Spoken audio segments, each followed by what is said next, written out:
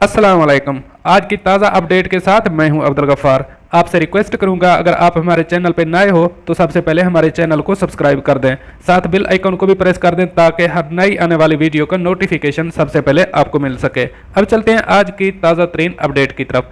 Emirates airlines ने काबुल के लिए परवाजें चलाना शुरू कर दी। अब इस खबर की तफसील। मुत्तहिदा अरब अमारात की एयरलाइन एमिरेट्स एयरलाइन ने अपनी परवाजें काबुल के लिए शुरू करने का ऐलान कर दिया है। अब ये परवाजें अफगानिस्तान के अलावा पाकिस्तान और इंडिया के लिए भी चलाई जाएंगी। वाज़ेह रहे कि अमारात एयरलाइन ने पाकिस्तान के लिए 8 जून से अपनी परवाजें शुरू की थीं।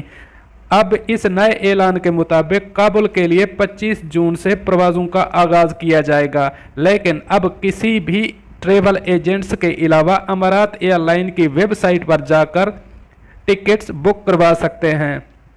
वाज़ेह रहे कि एमिरेट्स एयरलाइन ने कनेक्टिंग परवाज़ों का आगाज़ भी कर दिया है।